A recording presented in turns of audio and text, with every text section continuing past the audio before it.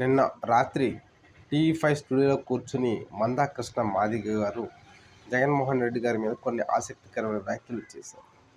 దాని గురించి నా వివరణ. మందాకృష్ణ మాదిగ గారు రాష్ట్రం విడిపోయేటప్పుడు మీరు తెలంగాణకు మాత్రమే నేను సపోర్ట్ చేస్తాను, ఆంధ్రప్రదేశ్కి సపోర్ట్ చెయ్యను అని చెప్పిన వ్యక్తి మీరు.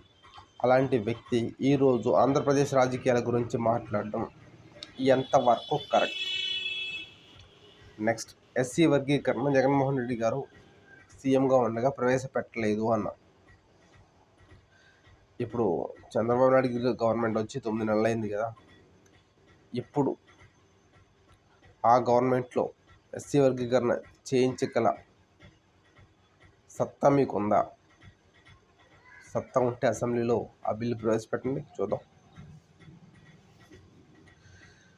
ఓటు బ్యాంకు రాజకీయాలు. అసలు ఓటు బ్యాంకు రాజకీయాలు ఎవరు చేశారు?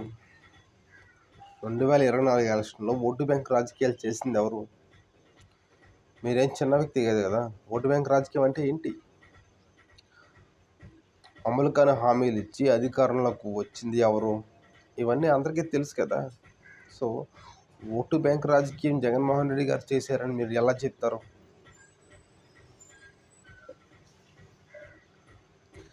ఇప్పుడు దళితుడిగా పుట్టాలని ఎవరైనా కోరుకుంటారా అని చెప్పి పబ్లిక్గా చెప్పింది ఎవరు?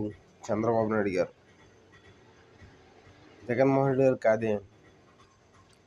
నేను ఇప్పుడు చంద్రబాబు నాయుడు గారికే సపోర్ట్ చేస్తాను అంటే అది మీ కర్మ. ఎవడేం చెప్తాడు దానికి? ప్రతిపక్ష హోదాలో ఉండి అసెంబ్లీకి రావాలి కదా అని చెప్పేసి ఇలా మాట్లాడారు.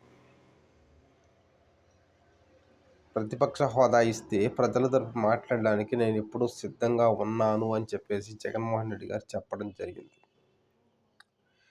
మీకేమైనా ఓపిక ఉంటే, చేయగల సత్తా ఉంటే జగన్మోహన్ రెడ్డి గారికి ప్రతిపక్ష హోదా ఇప్పించండి, చూద్దాం. 3 సీట్లు వచ్చిన ఢిల్లీలో బీజేపీకి అరవింద్ కేజ్రీవాల్ గారు ప్రతిపక్ష హోదా ఇచ్చారు. సో ఈ విషయాన్ని చంద్రబాబు దృష్టికి తీసుకెళ్ళి ట్రై చేయండి.